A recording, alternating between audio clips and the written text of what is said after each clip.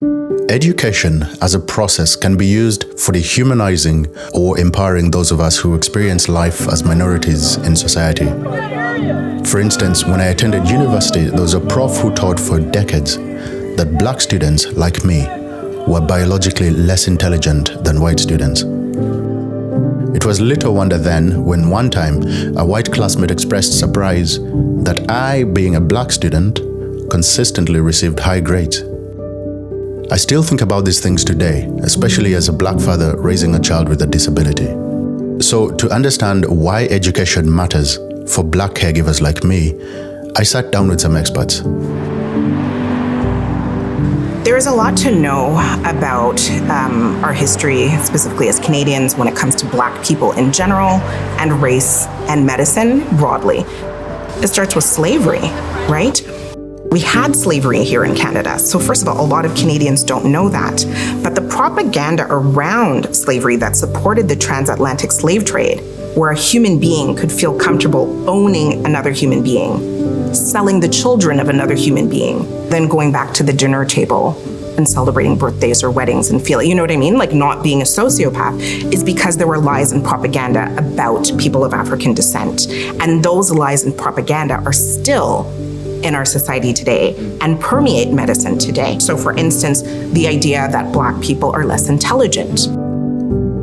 Those types of stereotypes really play into how black Canadians are treated in real life today, right? Being over-policed, over-surveilled. For me as a physician, I might go to a home visit and I've had patients ask me, oh, so are you the doctor? I had a stethoscope around my neck. The person had called for a doctor, opened the door and saw me and said, you're the doctor? Like a doctor? Education's not a panacea. It obviously can't fix everything, but it's a really important place to start to raise awareness about difference that can move us towards thinking in new ways about difference. As anthropologists, we've also had to reckon with some really problematic aspects of our field. At the same time, we've been able to gain some insight into how to temper that human instinct to be fearful of difference. We're taught basically to listen first. So listen and seek to understand why someone's different than you before you let that discomfort and fear of difference kick in to discrimination and bias and defensiveness. At its best, then, education can play that crucial role in giving people new and better information about why someone else thinks or acts differently than them. I am a family doctor and a public health and preventive medicine specialist. My area of focus is actually in Black population health and the impacts of racism on health. I also do work in mental health. I teach and I'm assistant professor at the University of Toronto. In my actual clinical work, I also do house call visits for the elderly and people who are housebound. Hi, this is Dr. Norm calling from MedVisit. Just letting you know, I'll be there in less than 30 minutes. I prefer to work in Scarborough, which is a part of Toronto that has very high needs, largely immigrant population. For caregivers, it's really tough because it's hard for them to get out of the house. So I think it's a good service in that way that I can take care of the caregiver and the person that they're caring for in one house call.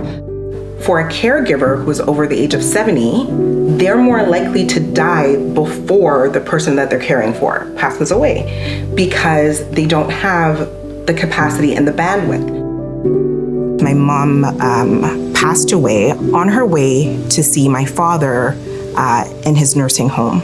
I remember when I had to call people to tell them that my mom had passed away, they were very surprised because they thought that I was going to be calling about my father who had been ill for over a decade.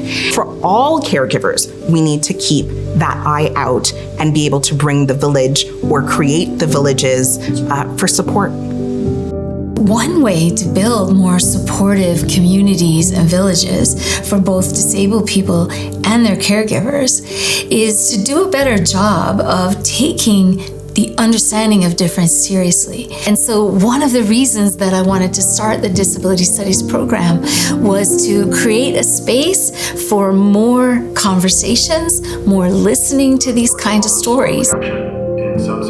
And we don't want just any stories. We also want stories that get at the full diversity of the disability experience. So for example, this series dealing with Black caregivers' experiences with their loved ones, that's going to be an incredible way to enrich the students' understanding of different ways that disability lives in our society. And I think this story needs to be told because I genuinely think there is somebody listening to this now who needs to hear this. It's either a family member or a direct caregiver who needs to hear that, it's okay if you're struggling, because it is such a heavy load to carry for so long without the full village.